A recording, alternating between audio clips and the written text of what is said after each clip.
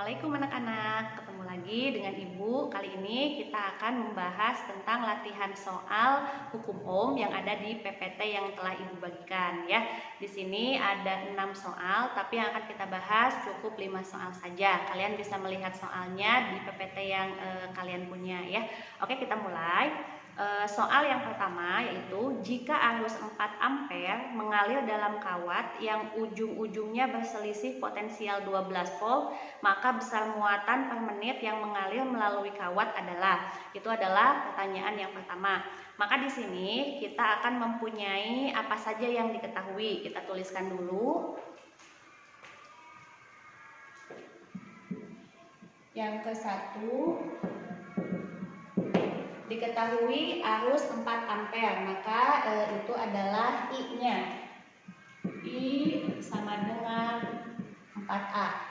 Kemudian dalam kawat yang ujung-ujungnya berselisih potensial, maka di situ 12 volt adalah beda potensial atau V. V sama dengan 12 volt. Nah, yang ditanyakan adalah muatan per menit yang mengalir melalui kawat. Maka di sini ada menit, itu menunjukkan waktu. T sama dengan 1 menit. Atau kita ubah ke sekon, 60 sekon. Nah, apa yang ditanyakan? Yang ditanyakannya adalah jumlah muatan, yaitu Q. Jadi Q ditanyakan, maka kita akan menggunakan hukum Ohm ya. Kita ketahui kalau I sama dengan Q dibagi T, maka di sini Q sama dengan I dikali dengan T. Nah, I-nya berapa? I-nya adalah 4A. Waktunya adalah 60 sekon. Maka di sini 4 kali 60 yaitu 240 coulomb. Nah, jadi kalian bisa memilih di opsi ada A 12 coulomb, B 14 coulomb, C 60 coulomb, D 120 coulomb, E 240 coulomb. Kita mendapatkan hasil Q-nya adalah 240 coulomb. Jadi jawabannya yang E. Itu untuk nomor 1 ya. Kemudian kita lanjut ke yang kedua. Pada sebuah hambatan listrik ketika diberi tegangan 40 volt itu mengalir arus 120 mA. M-nya kecil. Jadi di situ adalah mili. Tegangan pada hambatan bila dialiri arus 0,6A adalah. Di sini kita akan menghitung nilai hambatan. Nilai tegangan pada hambatan yang sama, tetapi apabila si hambatan itu diberi dengan kuat arus yang beda, maka di sini akan ada dua kondisi, yaitu yang pertama hambatan dikasih beda potensial 40 volt itu arusnya 120 mA. Sedangkan yang kedua, hambatan yang sama tetapi dia diberi arusnya 0,6A. Nah, yang ditanyakan berapa beda potensialnya atau V-nya. Maka di sini yang kedua kita lihat V yang pertama. Kita tulis V yang ke-1 atau yang pertama itu adalah 40 volt. Kemudian pada saat hambatan itu diberi V 40 volt, itu I-nya 120 mA, maka I1 120 mA. Nah, mili A kita ubah satuannya ke A. Jadi 120 kali 10 mili ke A, berarti min 3A. Nah, kemudian hambatan yang sama dikasih arus 0,6A, maka I yang kedua adalah 0,6A. Yang ditanyakan adalah V yang kedua. Nah, untuk kasus ini ada dua kondisi tetapi pada hambatan yang sama. Jadi di sini bisa kita tulis jawabannya hambatan yang ke-1 sama dengan hambatan yang ke-2. Nah, di sini kita akan menggunakan hukum Ohm. hukum Ohm. Hukum Ohm itu V sama dengan I dikali R kapital. Maka kalau kita ambil di sini R sama dengan V dibagi I. Nah, ini yang akan kita pakai. Nah, maka R1 sama dengan R2. Nah, R1-nya apa? Berarti V1 dibagi I1 akan sama dengan V2 dibagi I2.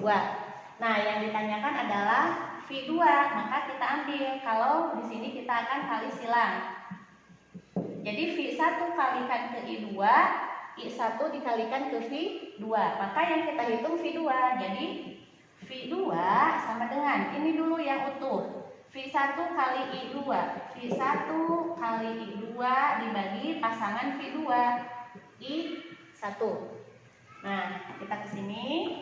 Maka V2 sama dengan V1 40 volt kali I2 0,6 A dibagi I1. Nilai I1-nya 120 kali 10 pangkat min 3 A. A habis. Ya, kita kalikan 40 kali 0,6. Maka di sini kita dapat 24 volt dibagi 120, atau di sini bisa kita tulis 12 kali 10 pangkat min 2. Nah, maka kita hitung 24 dibagi 12 sama dengan 2 kali 10 pangkat min naik. Kalau 10 pangkat minnya di bawah lalu dia naik, maka pangkatnya menjadi kebalikan, jadi positif. Jadi 2 kali 10 pangkat 2 volt. Ya. Jadi V2 2 kali 10 pangkat 2 volt. Berapa 2 kali 10 pangkat 2 volt? Itu adalah 200 volt.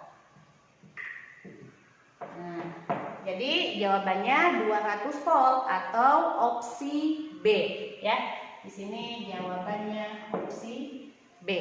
Nah, itu untuk soal yang kedua. Kita lanjut ke soal yang ketiga. Suatu kawat mempunyai panjang 10 m. Maka kita punya L sama dengan 10 m. Dengan diameter 2 mm. Itu diameter ya. D sama dengan 2 mm. Nah, diameter ini akan dipakai untuk menghitung luas A, maka kita ubah untuk menjadi jari-jari setengahnya, yaitu 1 mm. Nah, ini satuannya mili, maka kita ubah N-nya 1 kali 10 pangkat min 3 M. Nah, kemudian kawat tersebut mempunyai hambatan jenis, maka itu adalah ρ-nya 3,14 kali 10 pangkat min 5 meter, ya. Yang ditanyakan berapa nilai hambatan, maka kita akan menghitung R kapitalnya atau hambatannya. Nah, di sini kita akan menggunakan persamaan R sama dengan ρL dibagi A. Nah, A di sini adalah luas penampang. Nah, kawatnya atau penghantarnya itu mempunyai luas berbentuk lingkaran, maka A-nya adalah luas lingkaran. Maka kita hitung dulu di sini A sama dengan luas lingkaran. Apa luas lingkaran itu? Pi R kuadrat. Nah, lalu kita masukkan nilai Pi-nya 3,14, R-nya 1 kali 10 pangkat min 3 dipangkatkan 2. Maka menghasilkan 3,14 kali 1 kali 10 pangkat min 6. Min 3 dipangkatkan 2, min 6. Satuannya M dipangkatkan 2, M kuadrat. Nah, di sini 3,14 kali 1, maka 3,14 kali 10 pangkat min 6 M kuadrat. Ini untuk luas. Nah, lalu kita masukkan ke persamaan.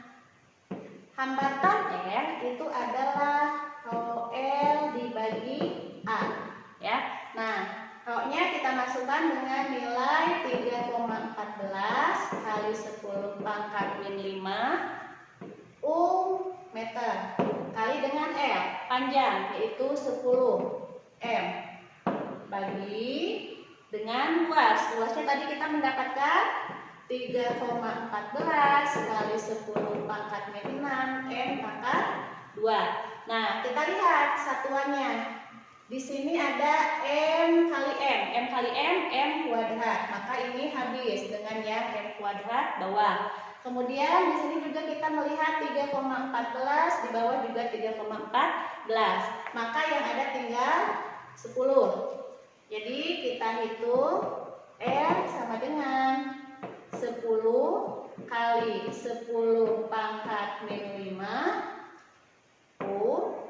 dibagi 10 pangkat min 6. Nah, 10 pangkat min 6 kalau dia naik atau pindah tempat, di bawah pangkatnya negatif. Pada saat naik, pangkatnya menjadi positif. Maka M-nya sama dengan 10 kali 10 pangkat min 5 kali 10 pangkat 6.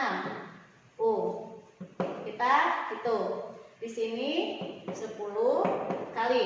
Ini pangkat. Maka pangkatnya ketika ada perkalian itu ditambahkan 10 pangkat min 5 ditambah 6. Jadi 10 kali min 5 tambah 6 1 kali 10 sehingga menghasilkan nilai hambatannya adalah 100 ohm. Ya. Jadi apabila kita lihat di opsi untuk nomor 3 100 ohm itu ada di opsi E, ya. Jadi nomor 3 jawabannya E. Ya, kita lanjut soal nomor 4 kita skip ya karena itu menggunakan prinsip integral. Khawatirnya kalian belum, jadi kita lanjut dulu ke nomor 5, yaitu pada suatu tabung katoda arus terukur sama dengan 30 mikro A. Jadi di sini kita langsung ke nomor 5, yaitu diketahui I-nya berapa? 30 mikro A. Di sini ada satuan mikro diubah ke A, maka menghasilkan I 30 kali 10 pangkat min 6A. Kalian sudah mulai harus menghafalkan konversi satuan dari mili, dari mikro, nano, piko dan seterusnya, ya. Kemudian di sini di soal, berapakah jumlah elektron yang menumbuk layar katoda selama 40 sekon? Maka kita juga mempunyai waktu T 40 sekon. Nah, yang ditanyakan adalah jumlah elektron. Maka itu kita akan menghitung N jumlah. Jadi N ditanyakan, lalu kita jawab. Nah, kita hanya mempunyai I dan T, sedangkan yang ditanyakan adalah N. Ini bagaimana? Kita ingat dulu tentang persamaan I kuat arus, ya. Kita tulis I sama dengan Q jumlah muatan dibagi dengan waktu. Nah, lalu kita ingat juga kalau Q jumlah muatan itu adalah N dikali E. Nah, maka di sini ada N. Lalu kita ganti persamaan yang I sama dengan Q dibagi T, Q-nya diganti dengan N kali E. Maka N dikali E dibagi T. Nah, jadi kalau misalkan kita akan menghitung N sama dengan I dikali T. I kali T dibagi E. Nah, ini persamaan yang akan kita pakai. Nah, lalu kita masukkan N sama dengan I dikali T dibagi E. Nah, untuk E itu kan muatan elektron. Muatan elektron itu nilainya tetap, yaitu 1,6 kali 10 pangkat min 19 coulomb. Nah, jadi kita masukkan berapa I-nya? 30 kali 10 pangkat min 6A kali T waktu 40 sekon dibagi E-nya 1,6 kali 10 pangkat min 19 coulomb. Nah, maka kita lihat di sini kalikan 30 dikali dengan 40. 3 kali 4 12. 30 40 jadi 1200. Kemudian kali 10 pangkat min 6 bagi 1,6 kali 10 pangkat min 19. Nah, kita lihat di sini ada ratusan, di sini ada 10 pangkat. Kita kalikan ya. Jadi 12 kali 10 pangkat 2 kali 10 pangkat min 6 bagi 1,6 kali 10 pangkat min 19. Nah, ini pangkatnya 10 pangkat dikalikan dengan 10 pangkat, pangkatnya dijumlahkan. Maka 2 tambah min 6 adalah min 4. Jadi kita bisa tulis 12 kali 10 pangkat min 4 dari 2 ditambah min 6 dibagi dengan 1,6 kali 10 pangkat min 19. Nah, kita hitung. Bagian 12 dibagi 1,6. Berapa 12 bagi 1,6? Kita dapatkan 7,5 kali. Nah, ini 10 pangkat min 19 dia naik. Ingat, kalau naik pangkatnya tandanya berlawanan. Maka di sini 10 pangkat min 4 dikali 10 pangkat 19. Nah, ini jadi perkalian 10 pangkat. Kalau perkalian 10 pangkat, pangkatnya dijumlahkan. Ini dijumlahkan. Jadi kita dapat 7,5 kali 10 pangkat min 4 tambah 19. Berarti 15 ya.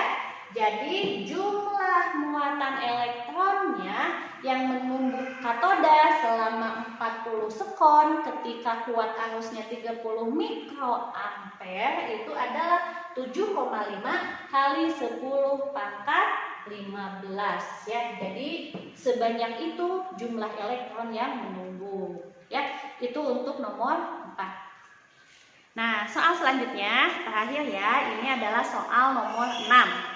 Hambatan penghantar pada suhu 0 derajat Celcius. Kita disajikan soal ada hambatan tapi ada suhu. Maka kita ingat, berarti ini konsep hambatan yang bergantung kepada suhu ya. Kita mulai tulis diketahuinya, yaitu di sini ada pada suhu 0 derajat. Jadi pada saat awal hambatan itu ada pada suhu 0 derajat. Sehingga 0 derajatnya adalah suhu mula-mula atau suhu awal ya. Kita tulis di sini nomor 6 diketahui suhu awal atau suhu ke-1 boleh ya. 0 derajat Celcius. Kemudian hambatannya itu adalah 100 kiloohm. Maka hambatan mula-mula adalah 100 kiloohm. Nah, kemudian jika penghantar itu mempunyai koefisien suhu 0,002 setiap derajat Celcius, ingat koefisien suhu itu adalah alfa. Alfa 0,002 setiap derajat Celcius. Maka di sini suhunya satuan dalam Celcius yang kita pakai. Nah, dan dipanaskan sampai suhu 100 derajat Celcius. Jadi si si penghantar itu pada saat awal suhunya 0 dipanaskan sampai dengan suhu 100 derajat Celcius. Maka itu adalah T yang kedua, 100 derajat Celcius. Nah, ada T1, ada T2, maka kita bisa mendapatkan selisih suhu atau beda T, beda suhu ya, delta T. Nah, dari sini kita bisa mendapatkan delta T ya. Delta T itu adalah T2 dikurangi T1. Maka delta T-nya, T2-nya 100 dikurangi 0. Sehingga kita punya delta T-nya 100 derajat Celsius. Oh, jadi kenaikan suhunya itu 100 derajat 100 derajat Celcius ya. Nah, yang ditanyakan apa? Maka kenaikan hambatan. Jadi yang ditanyakan adalah kenaikan. Kalau kenaikan itu adalah selisih atau beda hambatan. Jadi di sini yang akan kita hitung adalah delta R kapital ya. Ditanyakan adalah delta R kapital. Nah, delta inilah yang menyatakan kalau dia adalah kenaikan hambatan. Ya, jawab. Nah, masih ingat nak kalau persamaan hambatan yang bergantung pada suhu itu bentuknya seperti pemuaian ya. Jadi kita ingat lagi, di sini ada delta. Kita akan menghitung delta R. Maka persamaannya adalah R0 kali alfa kali delta T. Nah, kita lihat semua sudah ada, maka tinggal kita masukkan ya. Jadi delta R-nya R0 tadi 100 kilo. Kemudian alfanya 0,0002 setiap derajat Celcius. Kemudian delta T-nya kita punya 100 derajat Celcius. Nah, derajat Celcius ini dengan setiap derajat Celcius ini dia bisa dihapus. Kenapa? Karena ini ada di bawah ya. Derajat Celcius. Sedangkan ini derajat Celciusnya ada di atas. Jadi ini habis. Nah, kemudian kita kalikan 100 kali 0,002. Jadi kita pindahkan komanya ke depan 2 langkah. Jadi 0,2 kilo dikali dengan 100. Maka 0,2 dikali 100 menghasilkan 20. Jadi delta R-nya atau kenaikan hambatannya pada saat si penghantar itu dipanaskan dari suhu 0 sampai suhu 100 derajat Celcius itu adalah 20 kilo ya. Jadi kenaikan hambatannya itu sebesar 20 kilo ya. Di sini opsi yang 20 adalah opsi E. Ya. Itu saja mungkin yang bisa Ibu jelaskan di sini. Mudah-mudahan video pembahasan ini bisa membantu kalian untuk lebih bisa mengerti lagi bagaimana membaca soal, kemudian apa yang diketahui dari soal, bagaimana soal itu menginginkan kita menghitung apa, kemudian rumus yang dipakainya apa, dan langkah-langkahnya bagaimana. Mudah-mudahan semakin memberikan semangat kepada kalian untuk lebih banyak membaca lagi dan lebih banyak berlatih lagi ya. Jangan patah semangat, tetap semangat untuk belajar fisika. Terima kasih. Assalamualaikum warahmatullahi wabarakatuh.